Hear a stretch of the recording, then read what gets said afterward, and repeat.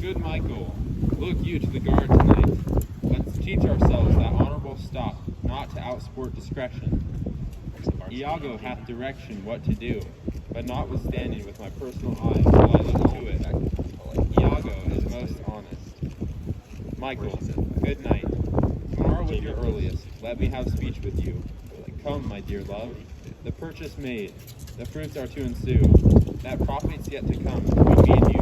Good night. I'm playing on the right, that's you. Welcome, Iago. We must to the watch. Not this hour, Lieutenant. 'Tis not yet 10 of the o'clock. Our general cast us thus early for the love of his Desdemona, who let us not therefore blame. He hath not yet made wanton the night with her, and she is sport for Jove. She's a most exquisite lady, and, I'll warrant her, full of game. Indeed, she's a most fresh and delicate creature. What an eye she has! Methinks it sounds a parley to provocation. An inviting eye, and yet methinks right modest. And when she speaks, is it not an allure to love? She is indeed perfection. Well, happiness to their sheets. Come, Lieutenant, I have a stout of wine, and here without are a brace of cypress, gallants, that would fain have a measure to the health of Black Devil. Not tonight, good Iago. I have very poor and unhappy brains for drinking. I could well wish courtesy would invent some other custom of entertainment. Oh, but they are our friends. But one cup, I'll drink for you. I have drunk but one cup tonight, and that was craftily qualified too, and behold what innovation it makes. Here, I am an unfortunate in the infirmity, and dare not task my weakness with any more. What, man? 'Tis a night of revels. The gallants desire it. Where are they? Here, at the door. I pray you call them in. I'll do it, but it dislikes me. If I can fasten, so now, till you come up. If I can fasten but one cup upon him, with that which he hath drunk tonight already, he'll be as full of quarrel and offense as my young mistress's dog. Now, my sick fool, Rodrigo. Who's Rodrigo? Oh, David. Whom hath love turned almost the wrong side out, to Desdemona hath the night caroused, quotations bottle deep, and he's to watch. 3 lads of Cyprus, noble swelling spirits, that hold their honors in a wary distance, the very elements of this warlike isle, have I tonight flustered with flowing cups, and they watch too. Now amongst this flock of drunkards am I to put our Cassio in some action that may offend the isle. But here they come. If consequence do but approve my dream, my boat sails freely, both with wind and stream. Right, you're out, David. Montano, you're in. Montano, you're back up. You're up with them now. Alright, you're landing. For heaven, they have given me a rouse already. Good faith, a little one, not to pass the time, as I am a soldier. Some wine, ho! And let the canakin clink, clink, and let the canakin clink. A soldier's a man, a life's but a span, more than let a soldier drink. Some wine, boys! For heaven, an excellent song. I learned it in England, where indeed they are most potent in talking. Your Dane, your German, and your Sky-Lily Hollander. Drink ho, are nothing to your English. Is your Englishman so expert in his drinking? Why, he drinks you with facility, your Dane dead drunk. He sweets not to overthrow your Almain. He gives your Hollander a vomit ere the next bottle can be filled. To the health of our general, I am for it, Lieutenant, and I'll do you justice. Another song. Oh, sweet England! King Stephen was a worthy peer. His breeches cost them but a crown. He held them 6pence all too dear. And with that he called the tailor town. It was a whiteout of high renown, and thou art of a low degree. 'Tis pride that pulls the country down, to take thine and cloak about thee. Some wine, ho! Why, this is a more exquisite song than the other. Will you hear it again? No, for I hold him to be unworthy worthy of his place that does those things. Well, heavens above all, there be souls must be saved, and there be souls that must be saved. It's true, good lieutenant. For mine own part, no offense to the general, nor any man of quality, I hope to be saved. And so do I, lieutenant. Aye, but by your leave, not before me. The lieutenant is to be saved before the ancient.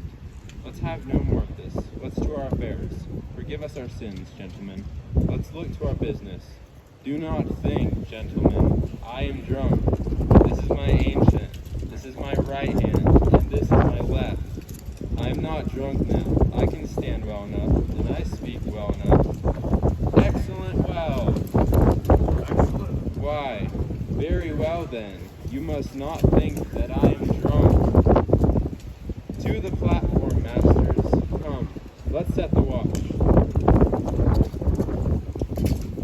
Alright, now, Cassio, you're on.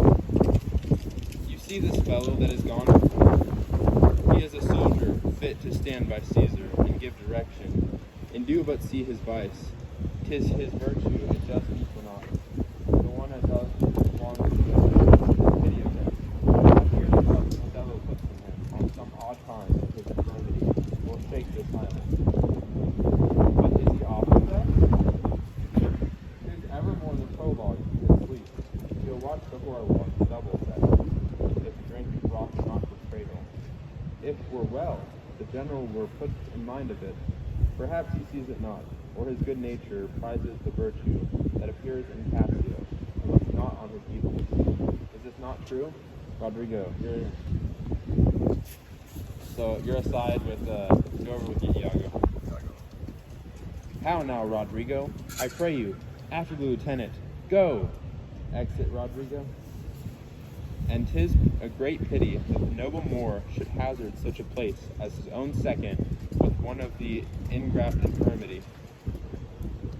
If were an honest action to say, so to the Moor. Not I.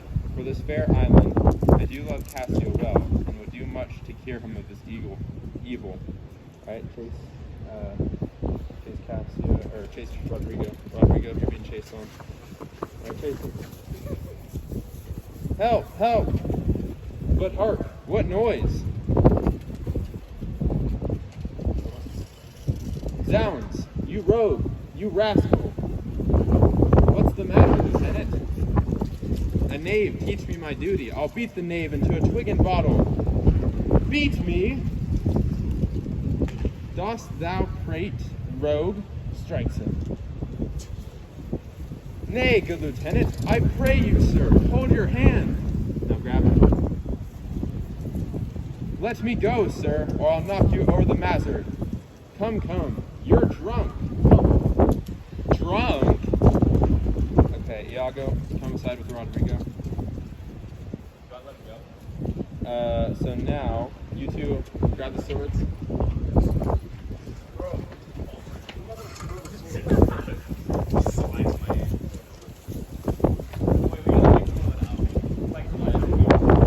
And fight.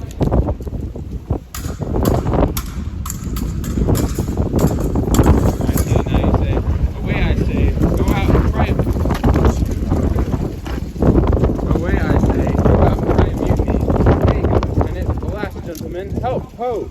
Lieutenant, sir, Montano. Help, masters, here's a goodly watch indeed. Who's that which rings the bell? Alright, Rodrigo, you run away. Diablo, ho, the town will rise. Fie, Lieutenant, be ashamed forever. Alright, Othello, you're going in now.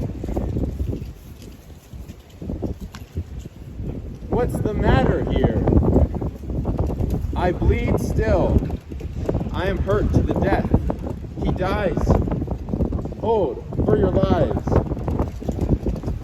Hold, ho, Lieutenant. Sir, Montano, gentlemen, have you forgot all place of sense and duty? Hold, the general speaks to you. Hold, for shame. Why? How now? Ho, from whence ariseth this? Are we turned Turks? And to ourselves do that which heaven hath forbid the Ottomites? For Christian shame, but by this barbarous brawl, he that stirs next to carve for his own rage holds his soul light. He dies upon his motion. Silence that dreadful voice, which frights the isle from her propriety. What is the matter, masters? Honest Iago, that looks dead with grieving. Speak, who began this? On thy love, my heart, Iago. I do not know, feel that's you. Friends all but now, even now, in quarter and in terms like bride and groom, divesting them for bed, and then, but now, as if some planet had unwitted men, swords out and tilting one at another's breast, in opposition bloody. I cannot speak any beginning, this peevish odds, and what in action glorious I have lost those legs that brought me to a part of it. How comes it, Michael, you are thus forgot, talked Cassio. I pray you pardon me, I cannot speak.